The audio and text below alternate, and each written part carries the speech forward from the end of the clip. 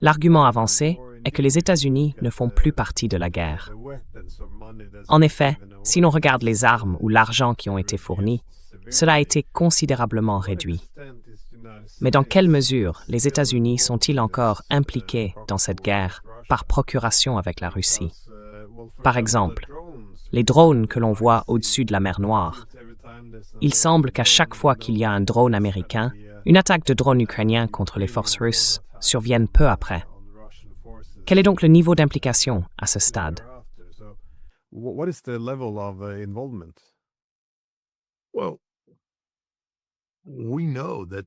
Eh bien, nous savons que les États-Unis sont fortement impliqués dans la fourniture de renseignements de ciblage à l'Ukraine. Je veux dire, nous l'avons vu en décembre, lorsqu'un événement prévu ne s'est finalement pas produit. 4-21 drones devaient frapper près du président russe, et cela devait être un acte d'intimidation de la part de Washington, un signal adressé à Vladimir Poutine pour lui dire, en somme, tes jours sont comptés si tu ne veux pas coopérer avec nous. Mais cela a échoué, et les Russes sont au courant. Ils ont récupéré la puce, l'ont renvoyée intacte aux États-Unis en disant « Nous savons ce qu'il y a sur cette puce ». Donc voilà, la partie est terminée à ce sujet.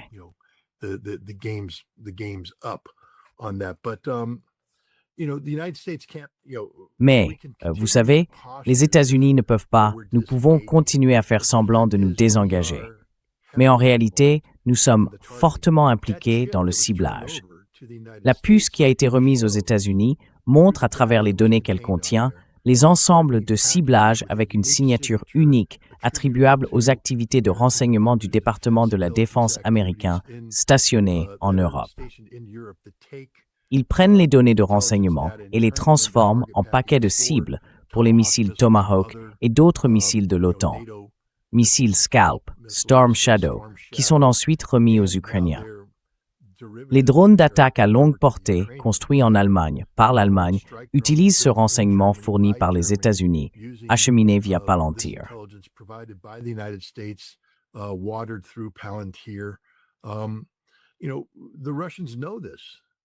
Vous savez, les Russes le savent, donc il n'y a plus de faux-semblants. Je ne pense pas qu'il se fasse encore d'illusions sur le fait que les États-Unis soient un partenaire légitime pour la paix. On peut entendre la frustration dans la voix de Vladimir Poutine lorsqu'il parle de ce qui s'est passé à Anchorage. Je veux dire, quand nous avons entendu à l'époque que la Russie avait fait des concessions, j'ai fait partie de ceux qui ont dit « je n'y crois pas ». Parce que constitutionnellement, les concessions dont il parlait, geler les lignes de front à Kherson et à Zaporizhia, sont tout simplement discutables. Il n'est pas évident qu'un président russe puisse même faire cela.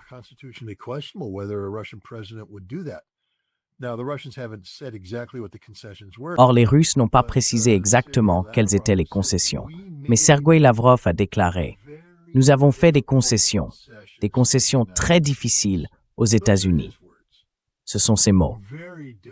Des concessions très difficiles aux États-Unis, dans l'espoir que les États-Unis étaient sérieux à propos de la paix, que les États-Unis avaient dit « Voici les conditions nécessaires à la paix ». Et la Russie a répondu « Très bien, nous respecterons ces conditions. » Et ensuite, qu'ont fait les États-Unis? Ils ne sont pas allés en Europe pour la contraindre. Ils se sont fait au contraire contraindre par l'Europe et ont immédiatement commencé à renégocier les concessions. Et cela a montré aux Russes que les États-Unis n'étaient pas sérieux à propos de la paix.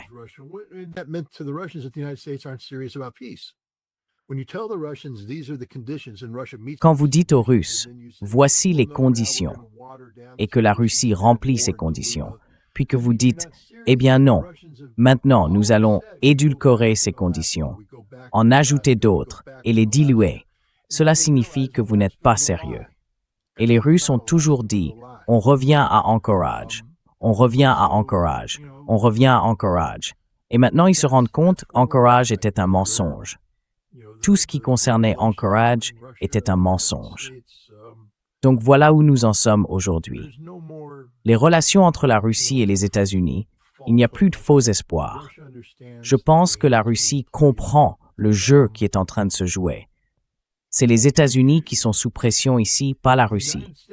Encore une fois, les gens ne voient pas que ce n'est plus les États-Unis qui traînent la Russie derrière eux.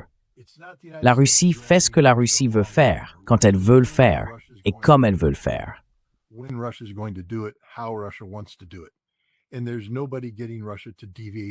Et personne ne parvient à faire dévier la Russie de cette voie. Elle a clairement énoncé ses exigences. Mais chaque fois que les États-Unis essayent de faire pression sur l'Ukraine pour qu'elle adopte cette position, la position d'anchorage, l'Ukraine rechigne. Elle n'est pas prête à accepter d'abandonner le Donbass. Pourtant, elle espère encore que les États-Unis vont reporter la pression sur la Russie. Je pense que c'est fini aussi. Bien sûr, il y aura d'autres sanctions, mais il y a une limite à ce que l'Occident peut faire. Je pense simplement que nous nous dirigeons vers une guerre que la Russie gagnera par des moyens militaro-techniques contre l'Ukraine. Une guerre qui mènera à l'effondrement de l'Ukraine. Et l'Europe est paniquée par cela. C'est pourquoi on voit les conférences sur la sécurité de Munich. L'Europe essaie, vous savez, de se repositionner de manière plus affirmée.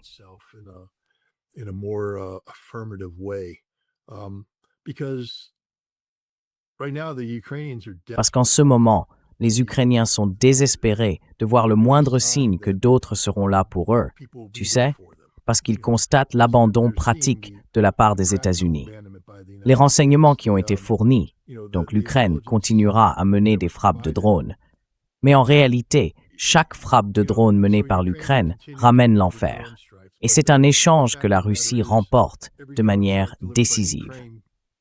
La destruction de l'infrastructure énergétique ukrainienne est presque totale à l'heure actuelle, et il n'y a aucun niveau de dégâts équivalent que l'Ukraine puisse infliger, même avec le soutien américain. Donc tu vois, je pense que ce que l'Europe essaye de faire, c'est de maintenir le plan britannique consistant à garder l'Ukraine dans le combat, en donnant l'impression qu'elle est prête à continuer seule avec l'Ukraine, même si les États-Unis se retirent.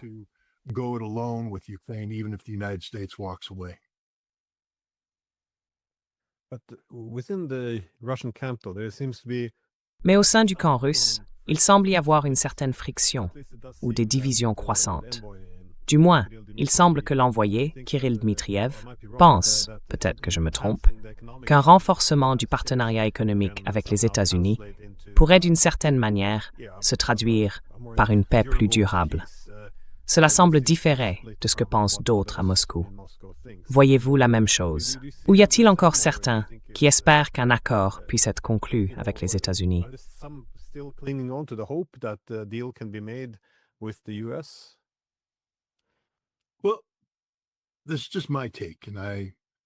Eh bien, ce n'est que mon point de vue, et je suis quelqu'un qui souhaite depuis longtemps interviewer Kirill Dmitriev pour lui poser précisément ces questions.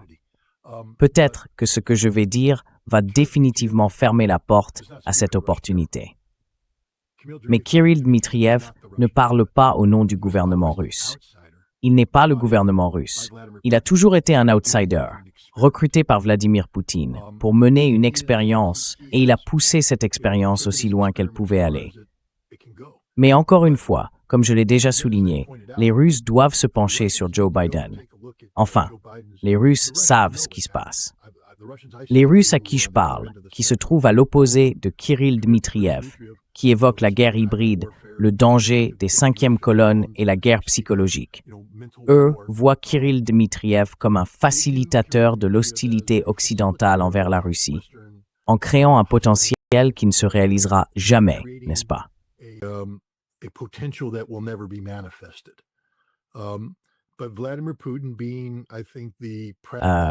Mais Vladimir Poutine étant le dirigeant pragmatique qu'il est, vous savez, on ne peut pas fermer la porte à une opportunité sans lui donner une chance de réussir. Donc je pense qu'il a fait appel à Kirill Dmitriev et lui a donné beaucoup de latitude. Il y a eu de nombreuses réunions, les réunions de Miami, etc., où il a rencontré Steve Witkoff puis Jared Kushner. Mais si vous ne comprenez pas que Witkoff et Kushner ne sont qu'une façade, qu'ils n'ont pas le pouvoir de livrer quoi que ce soit, ni la capacité de le faire, alors ce n'est qu'un processus qui ne mène nulle part. sinon à détourner la Russie de la direction nécessaire pour qu'elle gagne cette guerre. Donc, quand on parle de friction, il est difficile d'en parler, car Kirill Dmitriev n'a jamais eu de véritable pouvoir. Je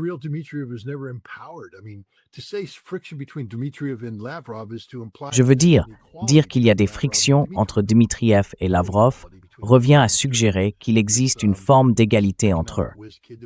Il n'y a aucune égalité entre le ministre des Affaires étrangères et ce prodige de l'économie que Poutine a fait venir.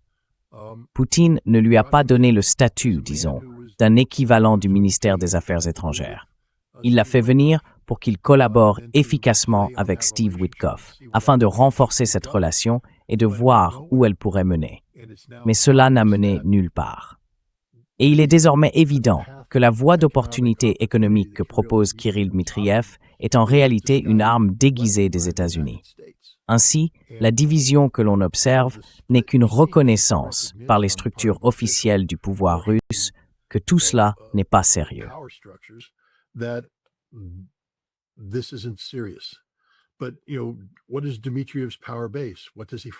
Mais quelle est la base de pouvoir de Dmitriev? Sur quoi peut-il s'appuyer? Sur rien. Il n'a pas de ministère pour le soutenir. Il a un président qui l'a écouté, mais vous savez, encore une fois, c'est une seule voix. Il n'existe pas de ministère de Kirill Dmitriev. Il y a Kirill Dmitriev. C'est tout. Et maintenant, il s'oppose au ministère de la Défense, au ministère des Affaires étrangères, au FSB, au SVR. Il s'oppose à tout le monde, à la véritable administration russe. On ne peut pas parler de division en Russie. Ce n'est pas une division. C'est simplement la réalité russe qui reconnaît, vous savez, les rêves chimériques d'un homme dont la mission a échoué.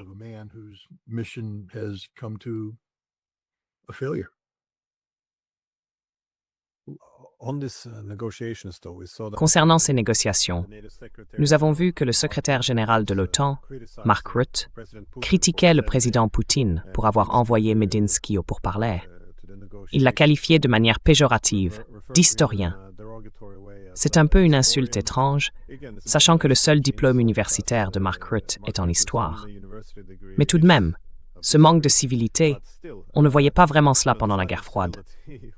Que pensez-vous des négociations, d'ailleurs? S'agit-il simplement d'une mise en scène à ce stade? Ou y a-t-il encore un espoir d'obtenir quelque chose qui ressemble à la paix? Vous avez déjà souligné que Ankara semble hors jeu, mais existe-t-il une autre voie possible aujourd'hui?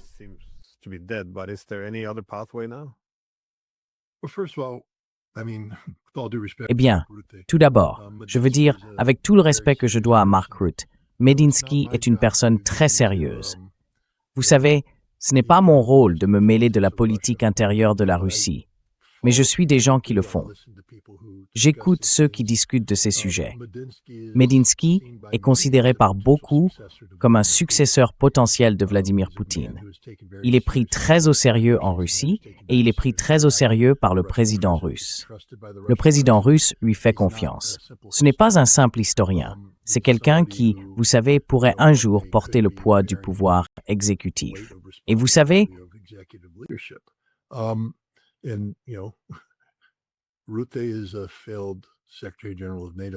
Rutte est un secrétaire général de l'OTAN raté après avoir été un premier ministre raté des Pays-Bas. Il n'y a donc aucune comparaison possible entre les deux. L'implication de Medinsky, en revanche, montre que nous avons dépassé la phase expérimentale. Il est maintenant temps de passer aux choses sérieuses. C'est aussi un signal adressé aux États-Unis. Le moment est venu d'agir et l'Ukraine doit passer à l'action. Medinsky est un homme qui a reçu des instructions précises, un plan d'action concret auquel il peut adhérer, un plan qui a été transmis aux États-Unis. Il n'a donc pas besoin de faire preuve de créativité pour trouver une solution diplomatique.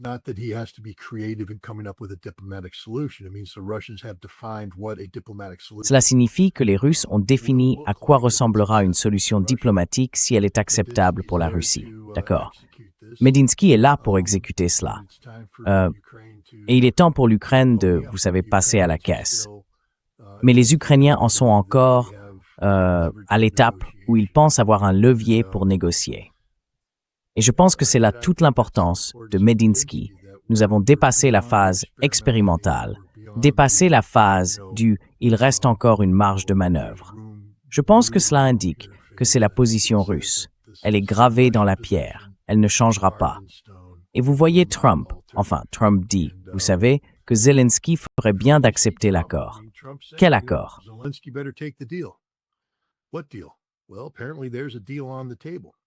Eh bien, apparemment, il y a un accord sur la table que la Russie est prête à accepter.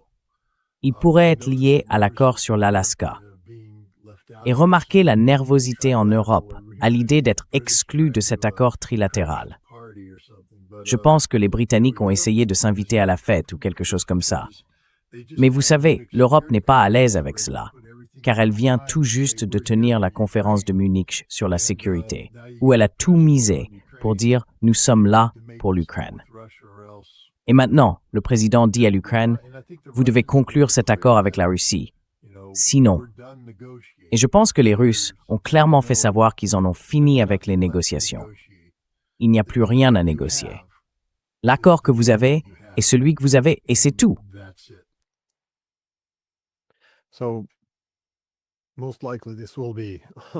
Il est fort probable que cela se résolve sur le champ de bataille.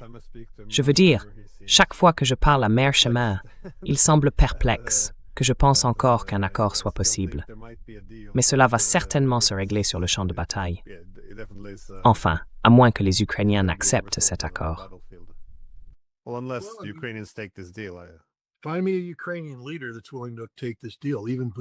Trouvez-moi un dirigeant ukrainien prêt à accepter cet accord.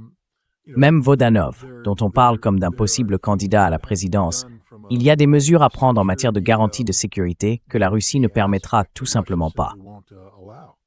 Oui, vous savez, l'Ukraine agit encore sous le prétexte d'une certaine implication américaine sur le terrain et les Russes ne vont pas le tolérer. Donc vous voyez Zelensky, ce que je veux dire, c'est que Zelensky n'acceptera jamais cela. Il ne le peut pas. Alors, quel dirigeant politique pourrait remplacer Zelensky et accepter cet accord? Pour l'instant, il n'y en a pas. Il n'y a personne du côté ukrainien. Donc, en l'absence d'un politicien prêt à porter cette croix, il n'y aura pas d'accord de paix.